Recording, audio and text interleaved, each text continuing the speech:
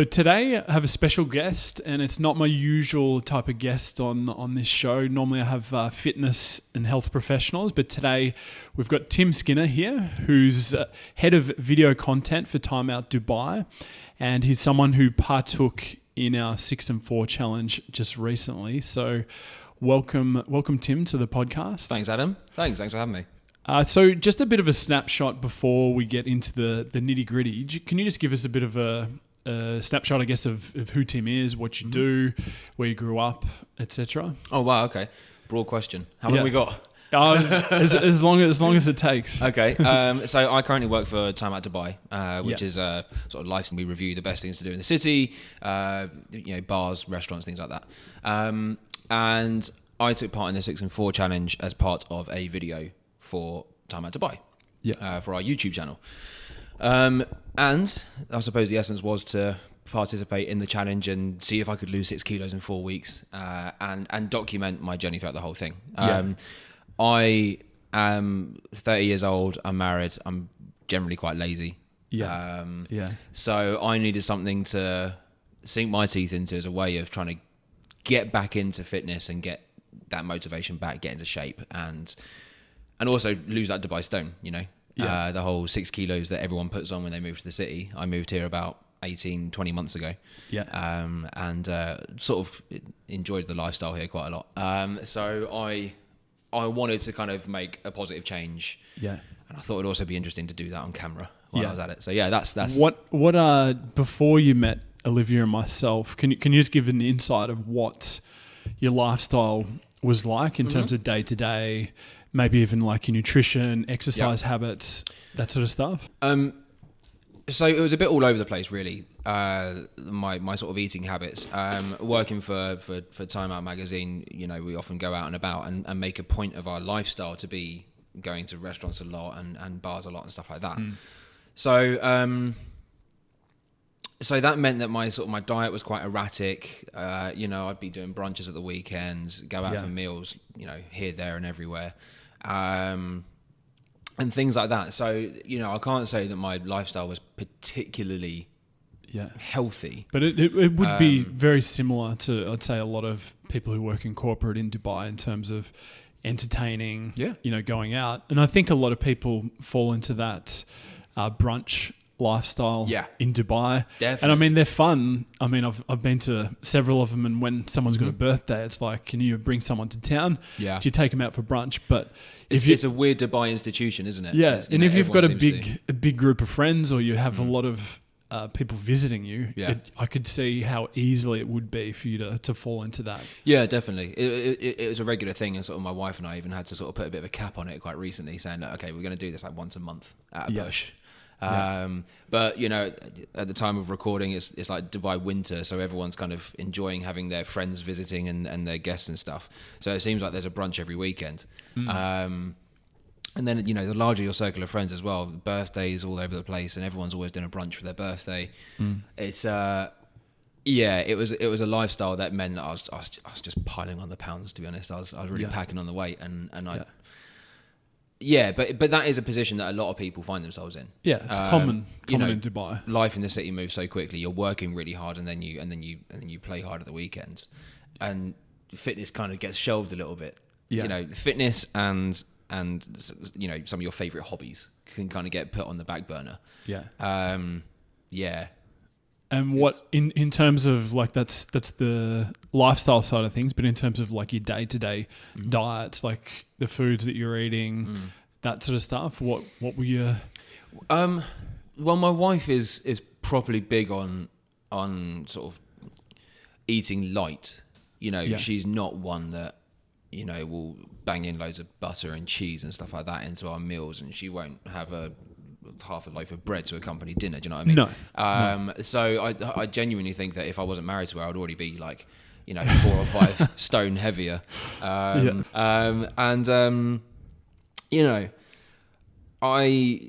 ate for convenience, really. I didn't really consider the nutritional value of what sort of stuff that I was eating. There'd be a lot of, throughout the week, probably a fair amount of fast food. Generally speaking, convenience over over health. Yeah. I'd say. Yeah. Yeah. And then from like an exercise like standpoint, like was there, I guess we can talk about your history in terms of what you did when you were younger, but also like were there any exercise classes or things you were doing? Not regularly, no.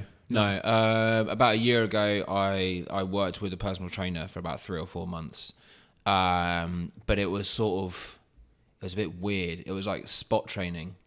So it was like, today we'll focus on your shoulders, and I'll do that, and I'd only see him once a week. Yeah. So it wasn't really giving me a particularly good sort of full body workout. It wasn't helping me lose any weight. It was just making my shoulders a bit bigger one week, or my chest a bit bigger one week, or whatever. Yeah.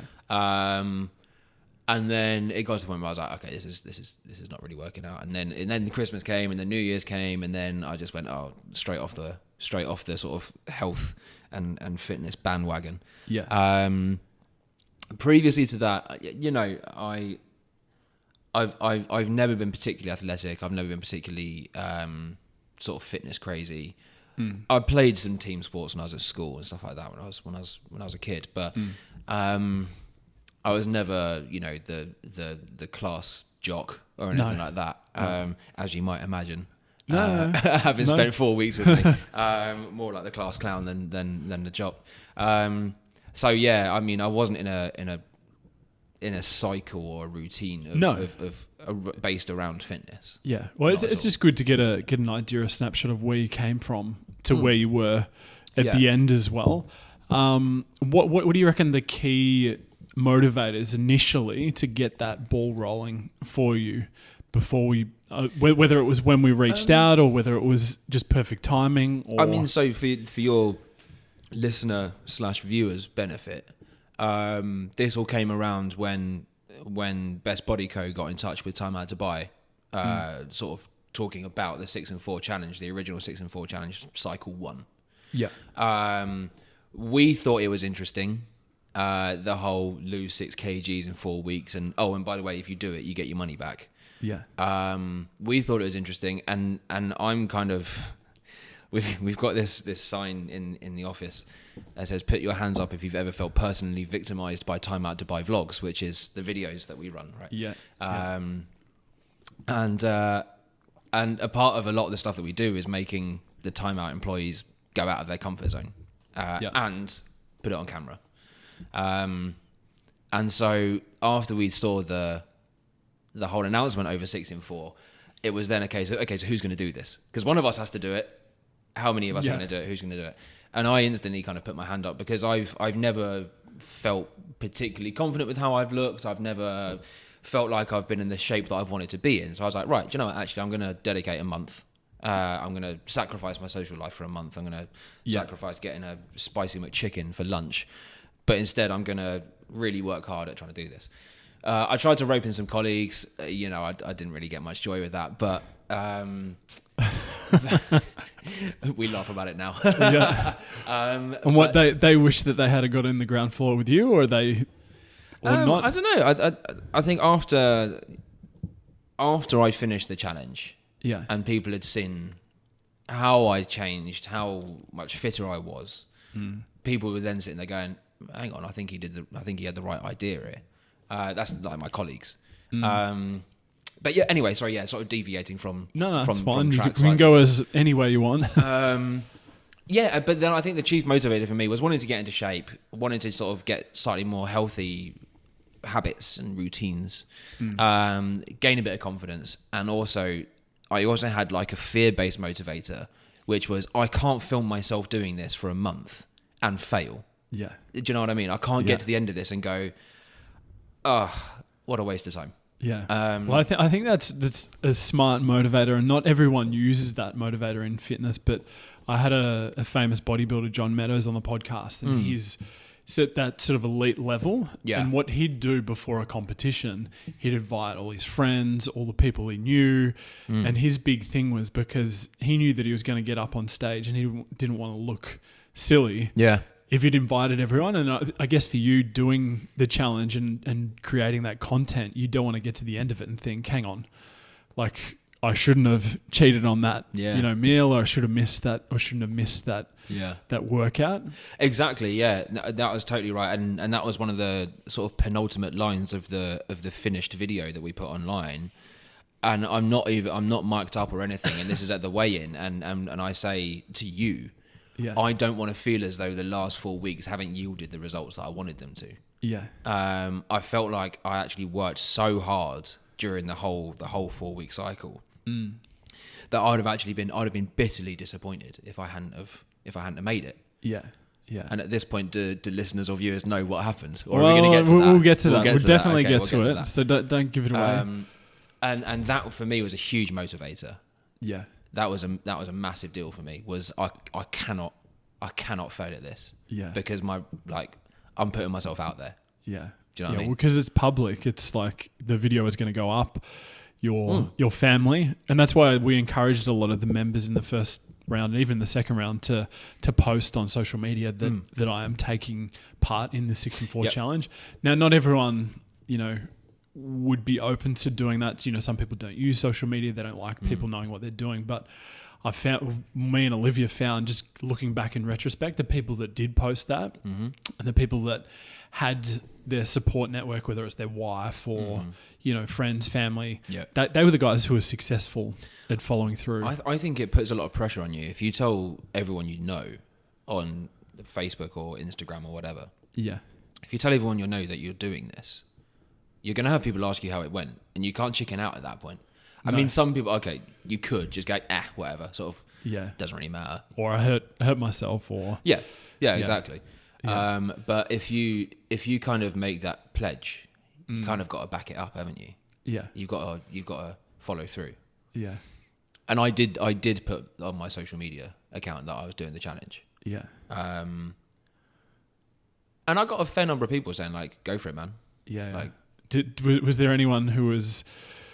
I don't think you'd get heckled on social media, but whether you're caught up with friends or family or someone and they're just like, just Tim, come on, don't worry about the diet tonight, or don't worry. Yeah, there was... Yeah, definitely. Yeah. Of course. It's... Because you have people pulling you the other way as well, a little bit. But I guess it's less obvious for that. Yeah, exactly. So there was... there were a few people who I won't mention at a couple of sort of birthdays or whatever that I'd go to, who are just like, go on, it's one night, it's fine, it doesn't matter. Eat a little bit more, do this, do that. Yeah. And I just thought, hang on, no, because I'm taking this really seriously. Yeah. And I had to maintain my discipline in the face of people trying to sort of tempt me into sort of breaking my discipline. Yeah. That, I don't know. I mean, it's people who you're friends with, and they just want to have a good time with you as well. So it's not it's not like they're doing it because they want to see you fat. It's not like they're feeding you. No. But sometimes you could make them feel guilty as well, because you're like, I'm on this health kick. Yeah. And then they're like, hang on, I'm not on a health kick. I'm out. Yeah. It could be an insecurity thing that that you set off in somebody else's head. So I suppose that's really interesting actually that you mentioned that, because there is that whole element of I don't want to be like showing off about it. Yeah. Because you don't know what's going on in somebody else's head. You don't want to make somebody else feel insecure. And uncomfortable. About. Exactly, yeah. But I will say that the vast majority of people who I came across, who I chatted to about it, were like so supportive about it. Yeah. My wife got involved with some of the, the meal making. Well, a lot of the meal making. Well, most of the meal making. She really helped me out with that one, actually. By the way, thanks, love. And so that actually took a lot of the pressure off when it came to preparing a lot of the meals and preparing lunch and stuff like that. And then I was really active on putting stuff on Instagram personally from Tim Skinner, as opposed to anything to do with Time Out Dubai, to kind of let my, social network know how I'm getting on with it. And I got so many messages of support from people who I know, people who are into fitness and people who don't necessarily make that a priority in life. But people were just saying like, oh, this is awesome. Like, nice one, Tim. Go, keep going, man. Keep going. And I'll be posting stuff on like me having like my post-workout protein shake, or like the scales weigh in at the start of week 3, or the fact that you know, my cat looks like he's doing a dumbbell row. You know, it's all stuff like that. But it's just a way that I also did it to keep the pressure on myself. Yeah. To keep people, to make sure that my network constantly knew that I was doing it. Yeah. And it's all those little things that I think slowly but surely tot up into keeping you on track and make sure you keep going. Yeah, absolutely. Do you just cast your mind back to that first initial weigh-in? The most uncomfortable moment of my life. Yeah, I was just going to bring that up. So, well, I could tell, and it was obviously me and Olivia were there. Yeah. Doing the weigh-in. But what was sort of going through your mind? What did you have a preconceived thought of what it would be like with me and Olivia? Did you think these guys are going to be, you know, I'm going to hate them by the end of this? Or I feel like I spent the majority of that weigh-in in my happy place. Just thinking trying to be stuff. anywhere else than in that room at that time. Because, you know, again, not only was I weighing in and you know, weight is such a personal thing, isn't it? You know, if you ask, it's the whole thing, you never ask a lady her weight. No. Do you know what I mean? No. And because it's so personal to people and you just don't, like we said, you don't know how insecure people feel about certain things.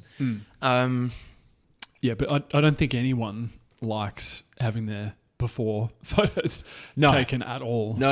I mean, we did this in the photography studios for Time Out. And had some staff from Time Out hanging around doing these photos and videos for our use, and then you had your own before and before photos as well. And so I also made sure that as soon as that was over, I got my hands on those photos straight from the memory card from the camera, so they didn't go onto like our shared server. And I didn't want the whole of the company seeing these horrible, as I saw it, horrible pictures of myself, feeling exposed and feeling really like insecure. Yeah. But to come back to your point a little bit more, I'd spoken with Olivia and met Olivia a couple of times prior to that. It was the first time I'd met you personally. I thought Olivia didn't trust me. Yeah. I feel like she thought I was doing it just for a few laughs. Yeah. That I'd flake out. I don't know if she told you something similar or any different, but that's between you two. I thought, I got the feeling that she didn't trust me with this. Yeah. It was just those little kind of, I hope you were good when you went out for so-and-so's birthday the other night, and you know, I hope you were good with this and that. And this is before the challenge even started, by the way. And so I kind of felt, firstly, if I can get out of this room and get over it, basically stood there with a tight-fitting compression vest on and my shorts. Yeah. Well, that's your, you know, pivotal point. That's your, you know, the hardest bit is, I guess, the start. It's that confrontation of, you know, this is the before, this is where I'm at, this is where I physically am. But that, I find for clients that I've worked in the past, that can be your motivator, that point, that physical point that you're at there. Yeah, you have to confront reality at that point, because I suppose when everybody looks in the mirror, they see what they kind of want to see. They either see what they do want to see or what they absolutely do not want to see. Seeing the videos and the photos of me before made me realise that I was out of shape. Yeah. And that I was about to start something that was going to change not just how I looked in the short term, but change my mindset towards things in the longer term as well. Because it isn't just about a 4-week transformation. It's not this sort of really gimmicky marketing based sales thing that you see. Like, you know, the Americans love that sort of stuff, where it's kind of like, hey, you can look like this in just 4 weeks. You know, I didn't want it to be like that. I didn't want to just do in 4 weeks I'll look a bit better and then I can put the weight back on again. That's the worst case scenario. It's totally. Because then you've gone through all this heartache and, you know, you've pushed yourself to the limit, and then all of a sudden, hang on, you're back plus more. Yeah. Which we hopefully taught and instilled in the members for that. And it's funny that you said that you felt that Olivia didn't trust you initially. I think she's like a type A personality. She likes to control things. And with this and getting the exposure, I guess she felt the pressure, and she's like, she wanted you to do really well. Yeah. And so, like, I think you might have said to her about, you had a couple of times in the challenge Yeah. where you had social events, and she was like going to me, "Oh man, like, you know, she more than you wanted you to do well." So in her head, it was Yeah. like, I don't think it definitely wasn't a personal thing for you, but it was more like she just felt the pressure, and she wanted to do well, and wanted you to do well. Yeah, of course. So yeah, what? So I guess we'll give it away. You did lose the 6 kilos. Yeah, I did. Yeah, I did. Yeah. And what? 6.4. 6.4. 6 and 4. There you go. Yeah. How about that? Exactly on the numbers. Like it was meant to be. Yeah. And what did you find apart from that initial weigh-in confrontation? What did you find were the hardest things to stick through, but to follow through with as well in the challenge?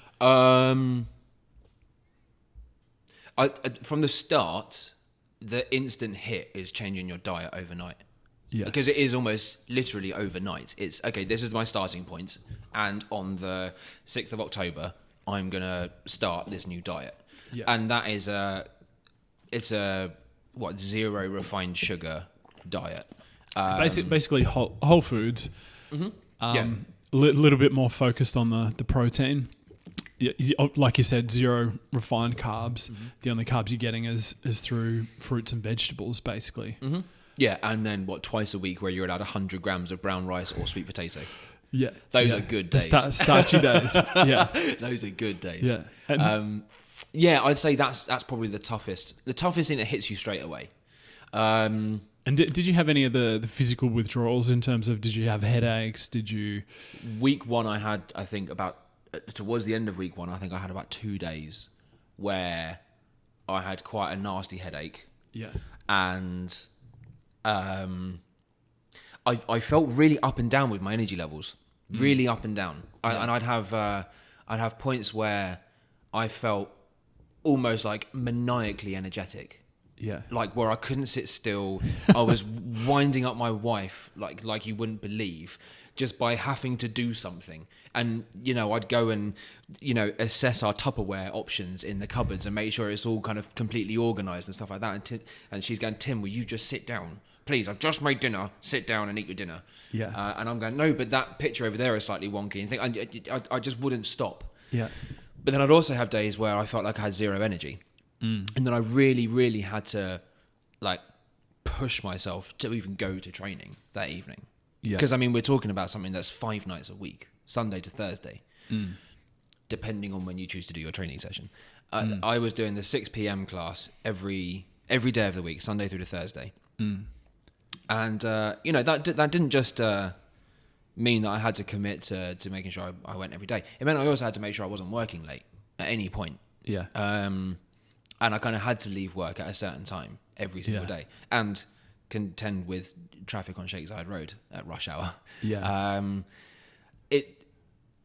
When you have those days where you feel like you don't have any energy, the last thing you want to do is go and then have to work out quite intensively for 45 minutes or an hour. Yeah, I think with the evening group, it worked out for you, but I think attendance drops off sometimes with that because you have work commitments, you've got kids, you've got your partners, you've got all these different things. Whereas the morning, I feel, apart from sleeping, there's less excuses. Oh, but sleeping is good though, isn't it? It is. It is very good.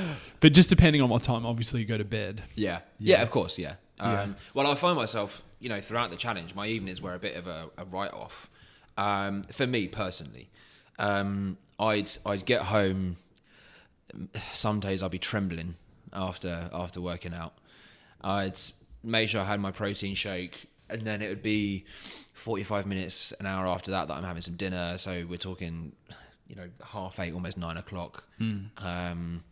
After you've had that, it's sort of 9:30. Then you start to sort of really sort of almost crash because you've had this sort of adrenaline buzz going for the last couple of hours after working out, and then you start to feel really tired on top of a long day at work. So then I was knocking out sort of roughly about 10:30 every night. Yeah. And I mean completely out. Yeah. And yeah, I think sort of just coming back to the point that you were making, the toughest things to get over at the start was the physical withdrawal from sugar and actually getting used to working out every day. Yeah. And starting that habit and getting into that routine where, I don't know how many people can agree with me with this, but when you start working out after not doing it for a while, you hate it. I mean, you hate it. You absolutely hate it. And there's one part of the episode of the video that we put up where I show training in week 1, and I'm just struggling my way through it. Yeah. Like I'm basically like falling over, like wheezing, because I've got asthma as well. I'm wheezing, I'm sweating, I'm bright red, and I'm just sitting there going, this is so hard. Yeah. It's a bit of a gumption test. If you make it through the first week, it's like, I said to you guys, I said, you know, the diet side of things, the training's going to be hard, but on the other side of the first week, when you come into the second week, and I think we've spoken about this before in terms of energy, your body feeling better and not as sore, that's when you start to feel kind of normal. Yeah. But also energy. I think you said that second week that you were sitting in the office and you just like couldn't control yourself in terms of how much energy you had. Yeah, and it started to really wind up my colleagues. Yeah. Because I was insufferable, and I was even jokingly playing a game called How Insufferable is Tim, and asking them to put on a rating between 0 and insufferable, just how insufferable I was. Yeah. But it does, come week 2, I didn't really see. I started to get a bit worried because I hadn't really seen the scales go down, and maybe I was looking at them too often. Maybe I was getting on the scales too frequently. But I hadn't really seen the scales go down. But I had started to notice the difference elsewhere. I'd noticed myself, like you said, sort of getting more energy, feeling a bit more buzzed, generally feeling positive because you just release so many endorphins while you're working out that you just start to feel good all the time. Yeah, and especially if you hadn't been doing that prior, then all of a sudden you get these endorphins. It's like, wow, this is good. Yeah, seriously, yeah. It made me feel quite buzzed. Going into week 2, I definitely started to feel the benefits of having worked out solidly for a week. Because I think that weekend, when you guys advise rest on the weekend as well, I for some reason got up at 5 a.m. and went out to Alcudra and did a 6 a.m. bike ride around there. Yeah, it's because you had that insufferable energy that you exactly. Yeah, and a wife who's too organised and booked it about 3 weeks in advance, so I couldn't get out of it. And then so I rested on the Saturday, I think, and then come week 2 I was ready to go again. So then pushed all the way through week 2, Sunday through to Thursday, didn't miss a session at all, and felt myself being really just all of a sudden I was like, actually I love this. I really love doing this. Yeah. And what just going back, I guess this is a little bit going in circles, but in terms of the vices that you had previously that, halfway through the challenge, you're like, I just really kill for, this, but I can't do it. Was there something specific in your head? You're like, I'm pushing to the end of this challenge because, or there was something you were foregoing that you felt like you were missing? My diet was about 98% comprised of bread and cheese before the challenge, and I didn't really yearn for it. What I did do was take a little bit of a liberty with some of the recipes that you guys provided, because we got 36 or 37 different recipes that were provided, which we could use, and messed around with them a little bit. Not to the point where we're chucking sprinkled in a bit of Parmesan and a bit of light feta. Okay. There you go, a bit of light feta cheese. That was the one that sort of helped me get through meals where I was like, I need something in this. But I didn't cheat and have bread. I didn't have any bread at any point throughout the entire challenge, from day 1 through to day 28. And I think the only time I had any cheese that wasn't feta was when I ordered a veggie burger with a lettuce bun. Yeah, that sounds it's music to my ears. Lettuce bun. And I think it had a bit of cheddar in there. Yeah. So other than that, I didn't really yearn for it though. I think once you kind of push through this barrier, which is like, actually, do you know what? I don't want it because I'm trying to achieve something. And again, it comes back to that sort of motivated by the fear of failure. I did not want to fail this challenge, and I didn't want to fail this challenge and look back at any specific days where I could go, I shouldn't have done that. I should not have had that brioche bun, or I should not have had that block of cheese. Do you know what I mean? And for us as well, it wasn't so much as in like bread's, evil and you shouldn't have bread, you shouldn't have carbs. It was more just from us constructing a plan that we could make, 15, 20, 30 people successful in following it. Because if there's so much grey, if you give people too much rope, they'll start to, put in certain things. And it's like, for us, that was just one of those food groups, or not food groups, but types of foods where like we're focused on foods that are nutrient dense, that are going to give you vitamins, minerals, protein, carbs, fat, all the building blocks. And there's just foods like bread and your cheese. Cheese is not necessarily the most unhealthy food in the world. It's just very dense. Yeah. And so if we give people, you can have this bread, you can have this cheese, and then all of a sudden it's like they've got to the end of the challenge and they've been eating, 3,000 calories every day. It's like, well, that's not going to work. So that's why, I think you understood this as well. It's the challenge is like a nutritional reset. So we're trying to give you like base and guidelines, but so longer term you can understand, these are the foods that you need for nutrition. But then you can have, your cheat meals and your treat meals after, which is fine. That was it. And in the sort of the FAQs, the frequently asked questions that came with the sort of starter pack, I suppose. And I probably nerded out with this as well. I had a ring binder that I carried around everywhere with the FAQs, the recipe cards, just in case I needed to sort of like figure out what I was going to do for lunch or something. Yeah. FAQs, recipe cards, and nutritional information stuff that you guys sent out as well. Yeah. And it said things like, can I have nuts? And it's like, no, they're not evil, but they're so dense that you can't really figure out how many calories you're having from them. You don't know what the nutritional information is for what you've just consumed. Yeah. And same with like honey, or can I have honey instead of sugar, or stevia instead of sugar, whatever. Yeah. And it's kind of just like, well, just try and avoid it. Just try and not have it.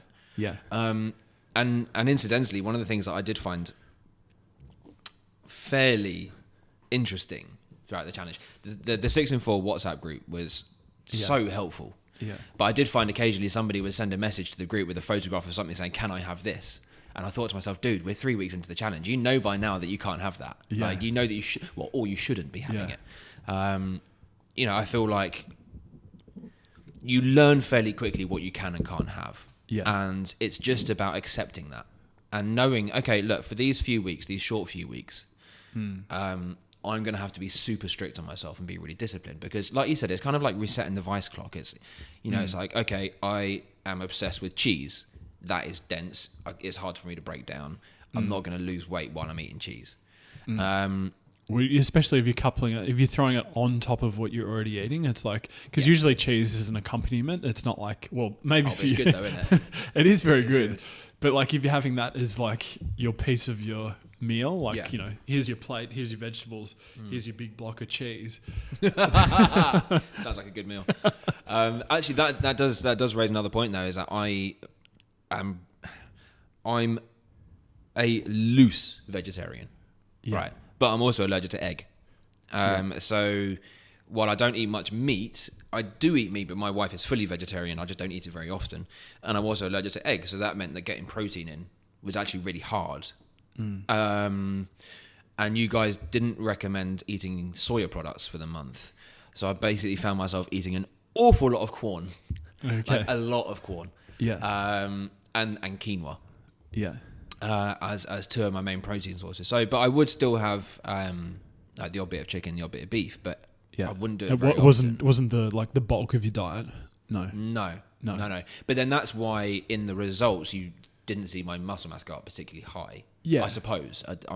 It's not for me to interpret that. But. But I mean, it's hard to know. It's hard to know with that sort of stuff. But for base level muscle, for increasing that, you need a sort of baseline of protein, whether it's 1.6 or 1.7 grams per kilo of body weight, and that will suffice your protein. But you were having protein shakes, so it wasn't like you. Yeah, I was. Yeah.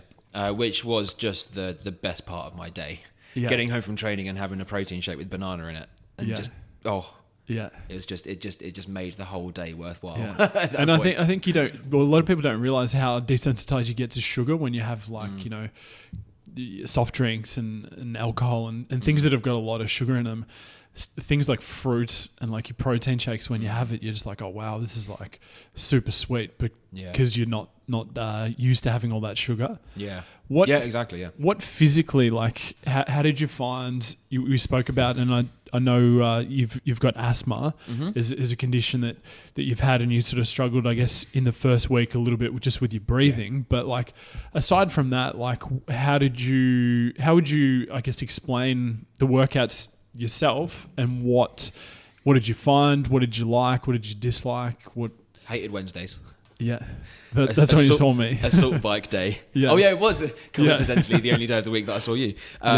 Assault bike day. Yeah. Was the least pleasant, let's say, cumulative 180 seconds of my week. Yeah. I really enjoyed the strength training. There are some aspects of it that I found really tough. My form wasn't very good at the start. My technique was quite poor. And that led to, I think it was an injury on my left thigh. I think I picked up in week 1. And that made squatting and lunging really difficult for about a fortnight. And it wasn't until week 4 that I was able to really start doing those again properly. End of week 3, I remember, that's when I started doing it again properly. Yeah. And it meant that I had to go a bit easier when I was doing those exercises. Yeah. But I'd have to try and make it up somewhere else. Yeah. And so you didn't have much of a background of doing weights before? No, not at all. No. Okay. No. Yeah. Elements that I really enjoyed. Yeah, I think mainly the strength training days were the ones that I really enjoyed. I found, because of my asthma, I found doing the HIIT days, which was, what is that? That's Monday and Wednesday. You do the high intensity interval training. I found those days really tough, mainly because of my asthma. Yeah. So jumping on the assault bike, having just pushed the sled up and down the gym 4 times or whatever, would make me sort of really feel like I couldn't breathe. Yeah. And I think there was, I'd say in total throughout the challenge, there were 2 or 3 moments where I felt like, if I don't stop here, I'm going to fall over. Yeah. And there was one particular training session where it felt about 3 or 4 of us got off the assault bike, and all of us sort of collectively were like, "Oh, this is not pleasant." I saw Daisy. She literally, like, I think I caught her, but like, she pretty much was falling off a stationary bike, and I was like, and when she was on it and she was like going super hard, I was like, "Man, you got to breathe." And she was like on there, like gritting her teeth, like mouth closed. Keep breathing, keep breathing. You need to actually breathe at the end of this. Yeah. And one thing that I guess Olivia and I didn't think of when we first put the challenge together is how social you guys became, and how much that WhatsApp group just turned into this, I don't know, just this thing that people were sharing, you know, what they were eating, what they were doing. There was that. I mean, there was one girl in the other group in the morning who, I never met her, but she basically just completely turned it off because she was being informed of how other people were breaking their diet. Yeah. And she was like, I don't want to have anything to do with that. I don't want to know about it. I'm trying so hard to keep focused that she just completely stayed away from it, which is so commendable. Yeah. Ironically, she was, well, not ironically, but she was the top performing female in terms of weight loss. Yeah. And that shows that determination that she had to do that. Yeah. I got to the point where moving away from the WhatsApp group, which was particularly helpful. Yeah. But moving away from the WhatsApp group, the camaraderie in the class, I loved it. Yeah. I loved it. There are a few characters in there who I got on with really, really well. Yeah. And I feel like the dynamic between the whole group worked really, really nicely. And it turned into like this hour of the day, every day, where you'd have a laugh with a few mates, do some working out, but then, you know, have a bit of fun. Yeah. And everyone would kind of motivate each other. Everyone is kind of mucking in together. And especially on the days where you're doing the high intensity training, you know, you want to motivate each other, because if there's one person who's really struggling on the assault bike or the rowing machine, it means that everybody else has got to do their exercises for longer. So everybody wants to get through this quickly. So they're sitting there shouting, "Oh, go on, Tim, come on." Yeah. And that's the way we designed it. We designed it so it became like a team workout, because we wanted the pressure of the peers in the group to go, I can't hold this position if you don't move a little bit faster, Tim. Yeah, right. And so you have, Ruth, Daisy, they're all shouting like, come on, let's do this. Like, and so which was good. But the point that I was making before is just that the social, like we still see the guys now and they're like, lifelong buddies. They're going out for brunches and doing all sorts of things. But it's also good to see the healthy side of things. They've picked up, on the weekends they'll be doing yoga. It's not just they go out Dubai brunch thing. Yeah. Absolutely. And I think that's a huge thing to take away from it is the desire to keep going. And I actually, once the challenge finished, I felt like I was all of a sudden something was just like ripped out of my life, out of my day-to-day routine. And I found myself like wanting to come and gate crash the sessions that was going on for the start of cycle 2. Yeah. But I also didn't want to be perceived as being like that guy that can't let go. I didn't want to be turning up and these guys going, oh, this guy again. Yeah. But I mean, for that 4-week window, that was like a really tight family that we created, and everyone's going through the same thing. Everyone's going through those highs and those lows, and those days where you really can't be bothered, or those days where you're just so up for it that the training session could go on for 3 hours, and you'd still be really pushing it. Yeah, and I think because you guys see each other every day for 5 days a week, then you at the end of the challenge, you've spent more time with these people than you might have, some of your friends My or own wife. Yeah, exactly. Felt like at times, yeah. Exactly. So it's easy to see how that happens, and with a lot of like different exercise programs, you might go in to a gym and you do a different class at a different time with different people, and then so you don't get those same faces. Yeah, definitely. And for you guys, like especially you and Georgie, seem to particularly hit it off, the two troublemakers in the class. Slander. Yeah. So what your results? You lost 6.4. That I did. Yeah. 91.1 down to 84.7. And I've just got your stats here. So you lost your total of 15 centimeters circumference. So that was around waist, chest, hips. Arms and legs stayed pretty much exactly the same, I think, for me. I think I evened out on my left arm. Yeah, so you had, the day you came in, you were uneven, but where you walked out and you were symmetrical. So. There we go. I felt like I was walking a bit more, more symmetrically. Yeah. So we spoke about how you felt on the first weigh-in when you came in. Yeah. When we came out to the office and we did your final weigh-in, what was the emotions before, and then how did you feel after? Well, I was nervous, but for a completely different reason. And I mentioned that, one of the things I said on my way in was that I didn't want to feel like this was all for nothing. I didn't want to feel as though everything I've put into this hasn't given me the reward. There's also the extra little bit of pressure that, again, it was being filmed. So I didn't want to have not completed it on video on the internet. But at the same time, I knew that I was going to be close. I knew that it was going to be something that I could have achieved, because I think going into week 4, I was only about 300 grams off of hitting the target. Yeah. I think I was down 5.6 or 5.7. Yeah. The funny thing for me was, because of my previous job, I've currently left. I'd only be attending one of the classes per week. Yeah. And so I'd come in on a Wednesday, which you hated in terms of the Metcon day. So you probably hated me, like guilty by association. But each week I'd come in and I'd be like, Tim, you're like a different person. Yeah. Like from that one week, it was good for me, because I actually, if I saw you every day, I wouldn't have seen those changes. But I'd come in from week to week and you were like a different person. Yeah, and my wife said something similar, because she went away for a week in the middle of the challenge. And when she got back, she was like, wow, you've changed shape. And actually, on that note, I went a whole week where I didn't change weight. I didn't lose any weight for a whole week. And at that point, I was sitting there going, I don't know if I'm going to do this. I don't know if I'm going to hit this. How am I not losing weight? Like, I've not cheated on any meals. I've not had any sugar. I've not been drinking any fizzy drinks. I've only been drinking water and black tea and black coffee and soda water if I fancied a treat. There's no way that I can't have lost weight. And then I realised that I probably was starting to put on muscle, because when I looked at and I was taking my own, just for my own benefit, progress pictures throughout the challenge. Yeah. When I looked at how I'd done Yeah, just on that, you put on 1.1 kilos of muscle. 1.1 kilos of muscle. Yeah, yeah. So percentage muscle mass when you came in was 33.7, and then the final day you were 34.8.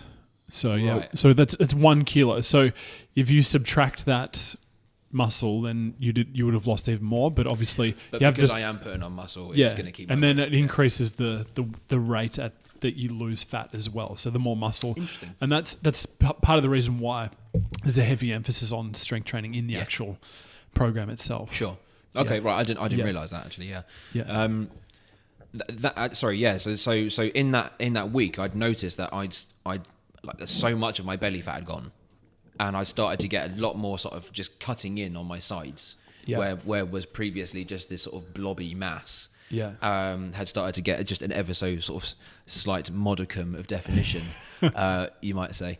So going into the weigh-in, I knew that I was going to be close. I'd spoken to you and Olivia in the week as well, because I was starting to get worried about how I just wasn't losing any weight at this point. So I'd lost like 5.6 kilos in 3 weeks, and then the scales just weren't changing anymore. Going into it, I was confident.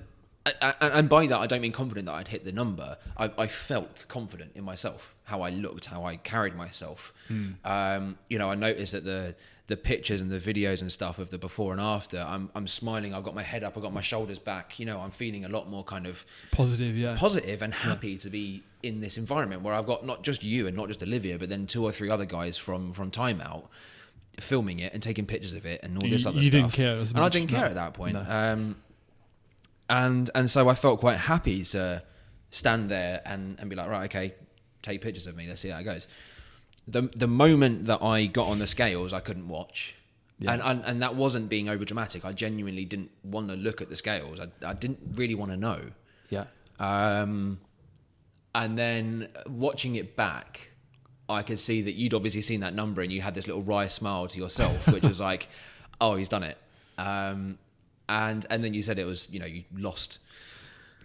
Well, you actually told me my weight, didn't you? You said it's 84.7. Yeah, because I didn't I didn't have your number in my head, and so I was calling it out to Olivia, and she was on the computer. But I had that committed to memory, and so I knew exactly. And I said straight away that's 6.4 kilos.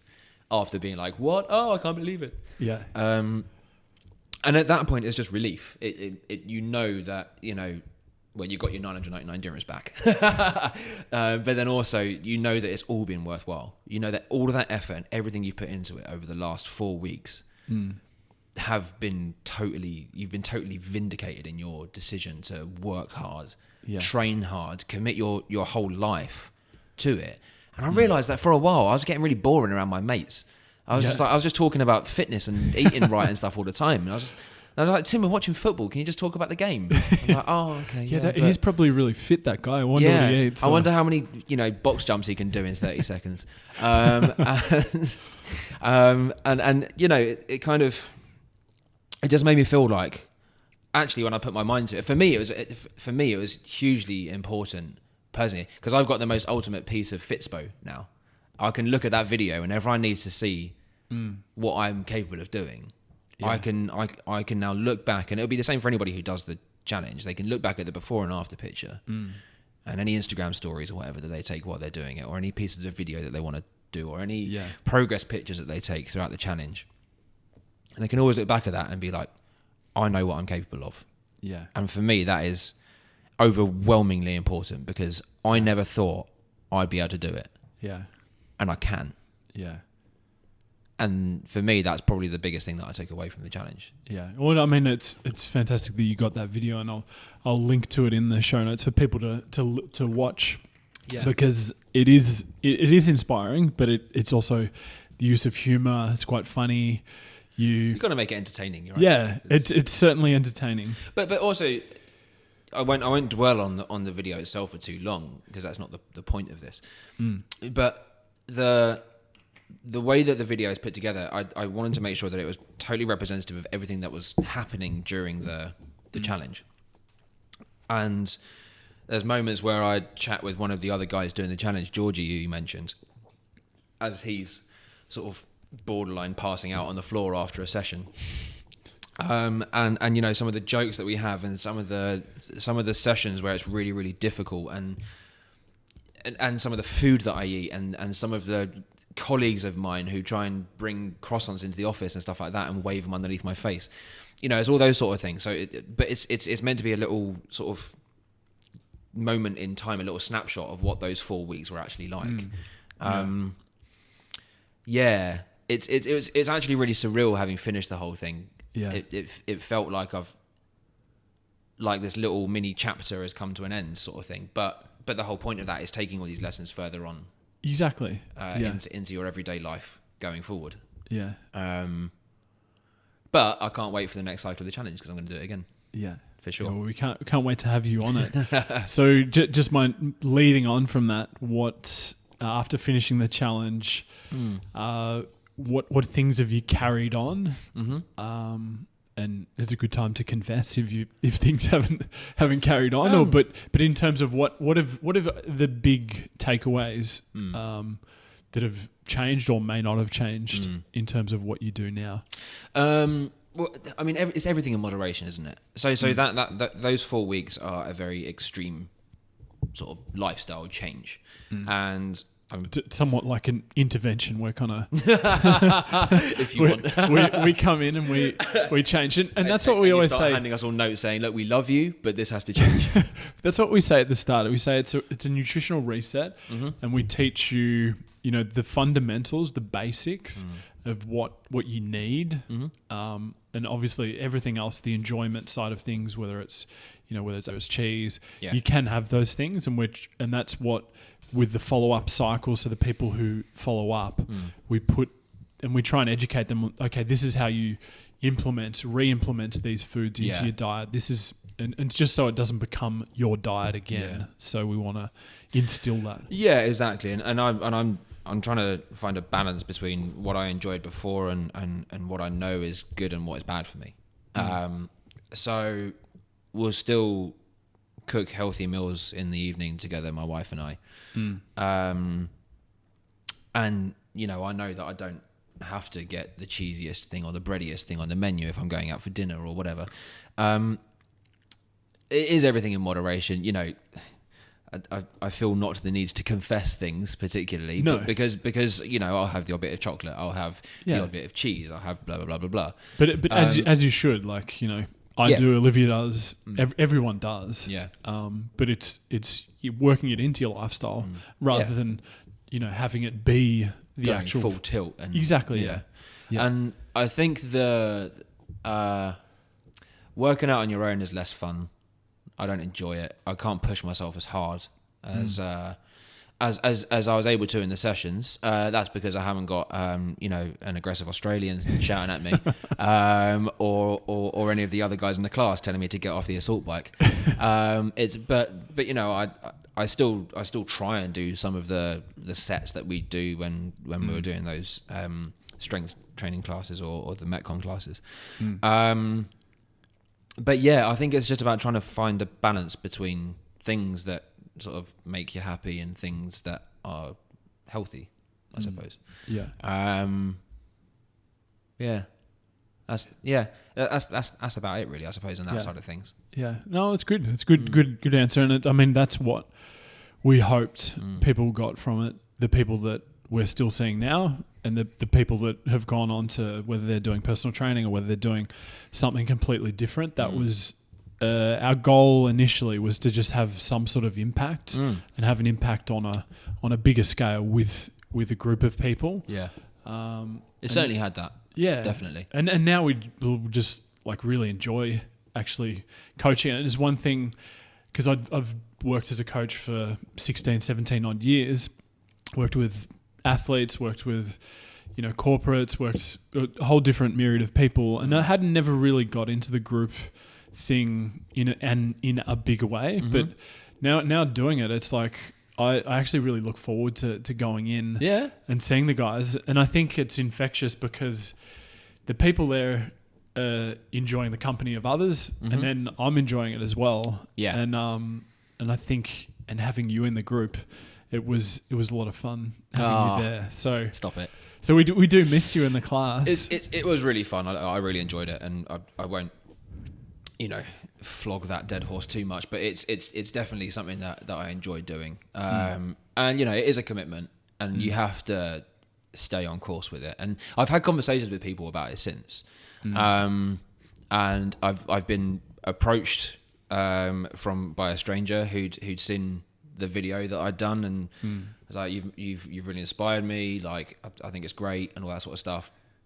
But conversations with people I've known, currently do still know, I suppose, have said that they'd be interested in doing it, but but this and but that and but the other, and I'm like, okay, look, I mean, everyone has a life. It's okay to have a life. Everybody has their work commitments. Everybody has their social commitments. But if you genuinely want to do this, and if you genuinely want to see results, you've got to commit 100%. There's no half measures with it, because if you don't, if you have a bag of toffee popcorn in the evening or whatever, and just go, oh, it's all right, I'll work out a bit harder tomorrow. It doesn't kind of work like that. It's a holistic thing where you have to eat well. You have to eat well consistently, and you have to train hard every day in order to see some results out of it. Yeah. I don't think anyone, or you certainly weren't under the illusion that it was going to be easy, and we're not going to be able to help everyone. Yeah. And there's other programs that work, there's other diets that work, there's other things, but we're trying to create something that'll work for a specific type of person that's coming to see us. Yeah, exactly. And you have to want it. You've got to really, really commit to it. And I think for me, this is part of, for me, what has been a sort of 2 or 3 year sort of gradual change in mindset. Because I think it was in about 2016, I was just over 100 kilos. I don't know the exact kilos because I come from the UK where we use stones and pounds. I still can't believe you guys use stones. It's like so confusing. Yeah, I know. It's like the Americans with cups, isn't it? When you're talking about weight of food. I was 15 stone 6, whatever that is in kilos. It's a lot of kilos. And since then, I've managed to get myself down to 84.7. Yeah. Which I consider to be a fair achievement. Of course it is. Yeah. Of all of that, huge. This is the one that's got me to really change my mindset. I never tried any fad diets. I just started to eat less and work out more before. But to actually sort of start seeing those gains on the hard yards, this was the sort of thing that helped me get into that mindset and change how I approach things. Yeah, well, you certainly put in the effort and you did the work and you yielded the result that you're after. So we're drawing to the end of the interview, but I've got a series of questions I always ask the guests. There are a couple of rapid fire questions just to get to know Tim. So just some personal ones. What's coming up now? No. What's this all about? No secrets here. So it's just, and I always ask this because I picked up like books and movies and documentaries and things that I haven't heard of before just by asking. So that's the reason. It's a bit of a selfish reason, but even the listeners though, if they listen and they haven't read the book or whatever it is. What do you have an all-time favorite book, self-help book, or anything that sort of was pivotal to you? That in that sort of category? No. Just there's something that's made an impact in a book, because I think oftentimes people overlook fiction, but fiction has amazing applications as well as not just self-help books can be a bit sort of tedious. I suppose when I was sort of in my early 20s, like most young adults, you're not particularly self-aware. There was a book that I got off my brother, which is called What Everybody Is Saying. Okay. Everybody being 2 different words. And it's about the sort of non-verbal communication and things that you put out there that you might not necessarily be aware of. But it's things that other people are picking up about you, and that can have a negative or a positive impact on other people's perception of you. And so it's a book all about how people are constantly taking in these little signals all the time. It's written by somebody who used to work in, I think it was either the FBI or the CIA. And so he's used to like looking for these little signals, these tells, right? Yeah.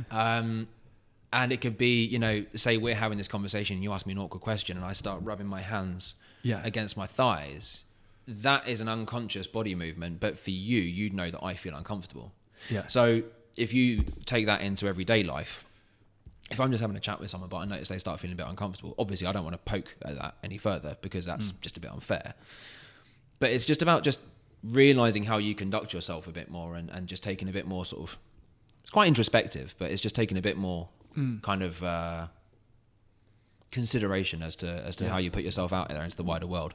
Yeah. And as a young adult, that was really how old important. did you read when you read that? 21. Oh, wow. 22. It's a good age to read something like that. Yeah, I was just starting to make my way into the professional world as well, and I didn't want to come across as like some leery, extravagant student, which I was still. But it just helped me kind of temper that side of my personality, because I've always been a bit sort of weird and a bit... Everybody's weird, right? Yeah. And I didn't want to come across as just a bit of an idiot when I was in a professional space. So that for me was really, really helpful.